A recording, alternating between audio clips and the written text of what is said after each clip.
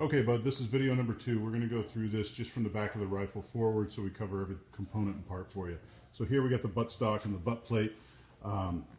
This is a nice rounded one. It's a lot more comfortable than the trapdoor ones that they have. This is your charging handle, your rear takedown pin.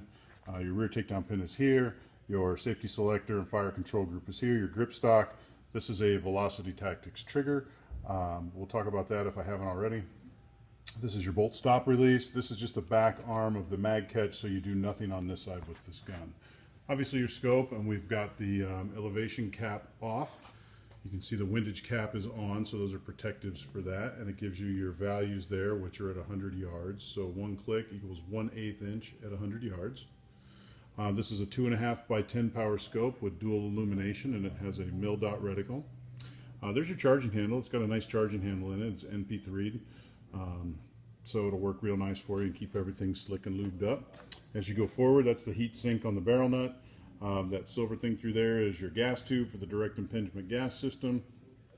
Your bipod going forward, it's a nice light and fluted heavy profile barrel. And then your Hogan compensator and a bottle of water because it's hot as heck out here already, buddy. 108 last week, you're not missing much. So, obviously this big white thing here is my vice block for my jig for working on these weapons when they're in the shop, but that's exactly where your magazine would roll up into. And let's take a look at the other side of the gun because there is a few different controls on here.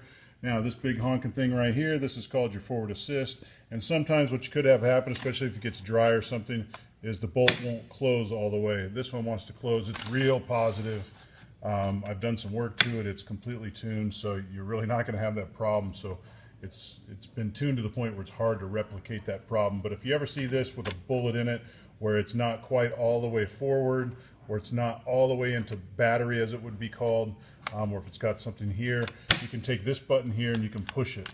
You can just jam on it. There's some notches and serrations in the bolt, and there's an arm in there that just pushes it forward. So on this side, this is your dust cover. We talked about those situations. If you ever get in a really dirty situation environment, you just close that. When you reach back here and grab the bolt and activate it, it opens up automatically on itself with the little detent. The Velcro here is just to keep that from marring because this is a steel piece. This is an aluminum piece. Steel wins. Going back down into here, obviously this is the back side of your selector. There's no ambi on here. With gloves and hunting, I just left it with a standard safety for you. This is your takedown pin. It would come out from the other side. This here is what's called an ambidextrous bolt release. So with a magazine in the gun and you pull the bolt back, it will lock back into place. I have to have 3 hands to do that with on this side. So if you were to reach down and push on this paddle right here, it would release the bolt and allow it to come forward, pick up a round, and go into battery. This button right here is your magazine release button. So if you had a magazine up in there, it would drop out. The magazines themselves, as you see, have a notch, which is right here, and the arm of the paddle, which is right here, has a square notch in it, which holds that magazine in place. So other than that, going forward on the barrel, unless you're going to throw an accessory rail in like we talked about before, there's really nothing to put up there. You just want to be careful of anything that you might put up on top because you're going to interfere with your scope visual and not be able to see through that. So that's your basic walkthrough there. And so now what I'm going to do is try and set this up in a manner where I can kind of video this and see if I can get this going in the right way. Sorry for the fat finger over the camera. Okay, that looks like it's pretty good, so I can kind of go through a couple things for you. Hey brother, good to see you. Hope all's well. Tell the family we said hey. Hope to get to see you soon. Hopefully you might get out here. So let's go through the gun real quick as far as basic operations goes. We're going to do this while it's all on the block here. If you were to have a magazine, the magazine is actually propping up the video camera, so I'm going to grab a second one.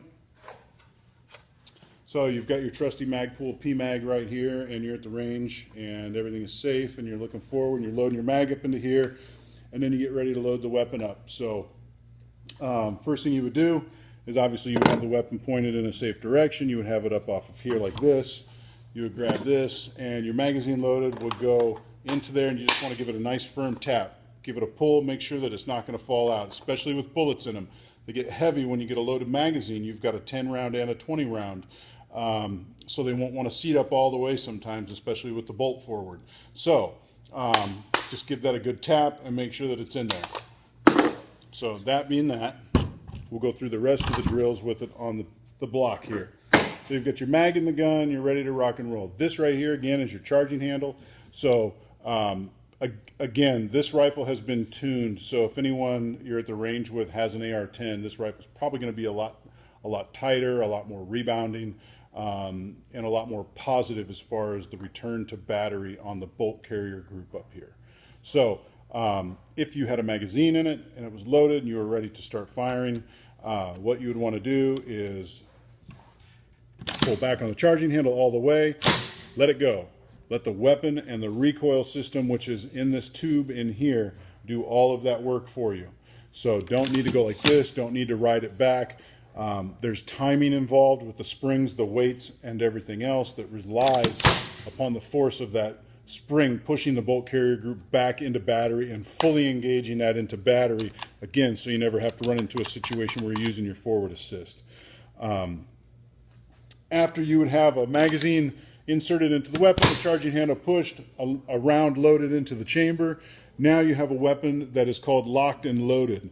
Your safety selector is on the other side. I'll show you that in another video here. Actually, I'll pull this off of here so that the magazine release button is right here. You want to push that in all the way, lift up on it when it's in the jig, or the magazine would just drop right out.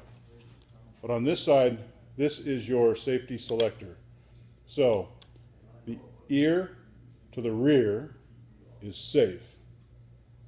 The ear to the ground, you're ready to get down. Okay? So up and down is hot or fire. Forward like this is safe. Always want to have that gun on safe until you're ready to pull the trigger and fire. So now you've got a loaded round in the chamber, your weapon is on safe, your bipod legs are down, you're on the bench at the range, everything is safe, you're into the gun very tightly. You've got to hold this gun tight. It's not going to want to hop and jump around because of the muzzle brake that's on it, but it does have recoil. It is a 9-pound 30 caliber rifle with movement, a significant weight and movement traveling in here, so you will get positive recoil. But this gun is very, very mild to shoot. Other than that, that's the basic initial loading and functional operation for this. So I'm going to break that video out also. I'm going to do one more quick video on the scope and kind of how you look through that and make some quick adjustments so you'll be comfortable. And then we'll do one final video on kind of the breakdown and maintenance.